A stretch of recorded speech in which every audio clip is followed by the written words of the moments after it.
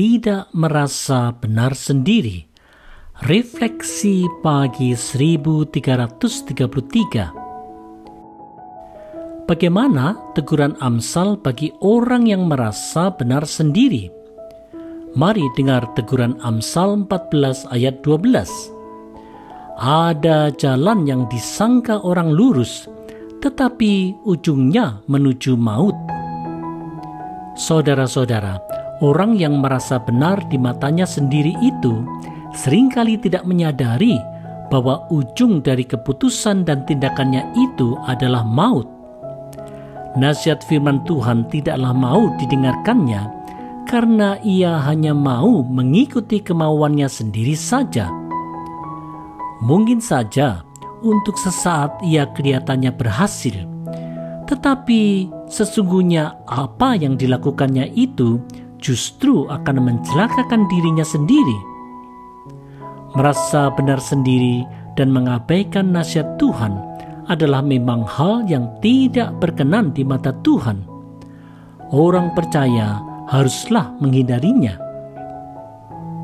Saudara-saudara, orang yang hanya mau mengikuti kemauan diri sendiri saja seringkali menundukkan telinganya terhadap nasihat firman Tuhan karena ia sangat percaya pada kemampuan dirinya.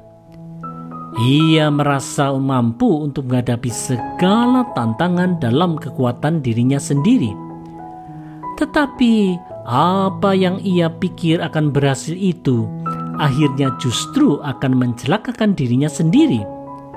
Sandaran yang ia pikir kuat itu ternyata lemah. Ia akan seperti orang yang membangun rumah di atas dasar pasir, karena kebenaran di mata sendiri itu ternyata hanyalah dasar yang goyah. Oleh sebab itu, wahai orang percaya, marilah kita menyandarkan kebenaran kita hanya kepada Tuhan. Janganlah kita merasa benar sendiri, karena itu tidak berkenan di mata Tuhan.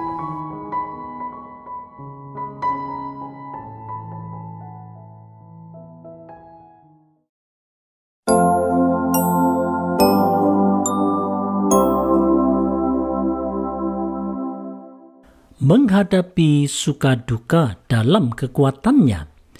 Refleksi pagi 1334. Di dalam kehidupan manusia, bagaimana Amsal menggambarkan keterkaitan yang erat antara suka dan duka? Mari lihat apa yang dikatakan oleh Amsal 14 ayat 13. Di dalam tertawa pun hati dapat merana, dan kesukaan dapat berakhir dengan kedukaan. Saudara-saudara, tertawa karena sukacita dan tangis karena duka cita adalah dua hal yang akan selalu ada dalam kehidupan manusia.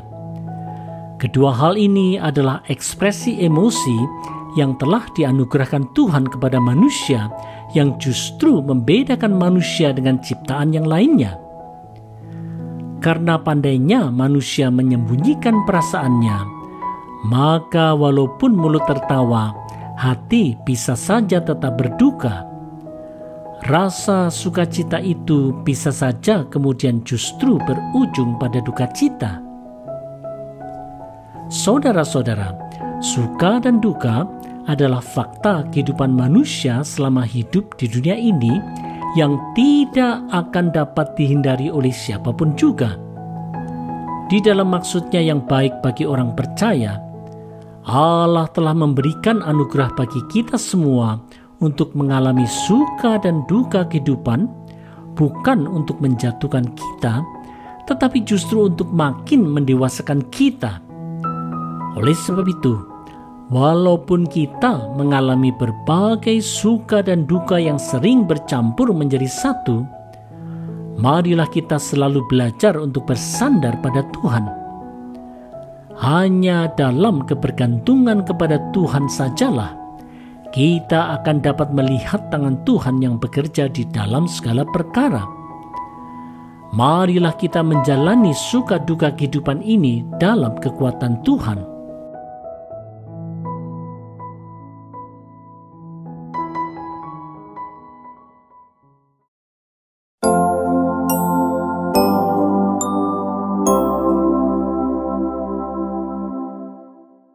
sebuah perbuatan. Refleksi pagi 1335. Orang yang jahat akan cenderung untuk berpikir dan bertindak jahat, sedangkan orang yang baik akan cenderung untuk berpikir dan bertindak yang baik pula. Bagaimana dampaknya dalam kehidupan manusia? Mari kita lihat Amsal 14 ayat 14. Orang jahat akan memetik buah kejahatannya. Orang baik akan memetik buah kebaikannya. Sejalan dengan yang terungkap di Mazmur 73, orang jahat, walaupun mereka kelihatannya berhasil untuk sementara waktu, tetapi sesungguhnya mereka akan dijatuhkan dan dihancurkan Allah, karena Allah meletakkan mereka di tempat yang licin. Demikian juga dengan mereka yang baik dan takut Tuhan. Mereka akan tinggal dalam naungan Allah dan menerima kebaikannya. Saudara-saudara, orang seringkali berpikir bahwa buah suatu perbuatan itu akan mendatangkan karma. Tidaklah demikian bagi orang Kristen. Buah dari perbuatan jahat maupun hasil dari perbuatan baik adalah karena campur tangan Tuhan. Di dalam anugerah dan kuasa Tuhan yang begitu besar, Tuhan akan bertindak sesuai dengan hikmat-Nya. Di dalam keadilan Tuhan, tidak ada dosa yang akan dibiarkan Tuhan, karena semua dosa pasti akan mendatangkan hukuman Allah. Tetapi bagi mereka yang mau bertobat, Tuhan akan memberikan anugerah pengampunannya. Oleh sebab itu, marilah kita terus menyelaraskan kehidupan kita dengan kehendak Tuhan dan hidup dalam pengampunan-Nya. Pastilah kita akan merasakan sejahteranya.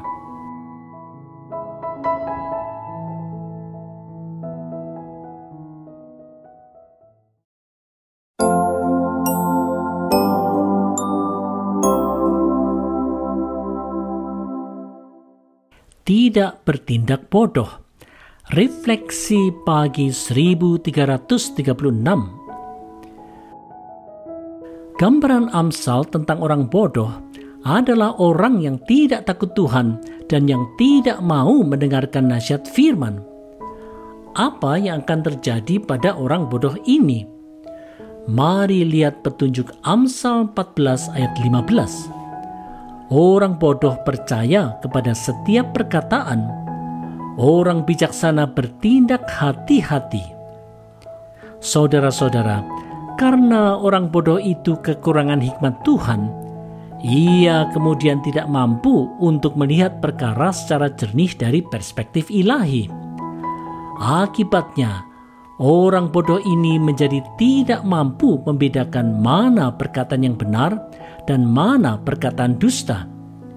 Ia akan percaya saja pada setiap perkataan. Tidak demikian dengan orang bijaksana yang mau mendengar dan menaati firman Tuhan. Ia akan selalu bertindak hati-hati dalam hikmat Tuhan. Saudara-saudara, dengan begitu banyaknya informasi yang bisa didapatkan dengan mudah di masa sekarang ini, orang seringkali bingung untuk menentukan mana kebenaran dan mana kebohongan.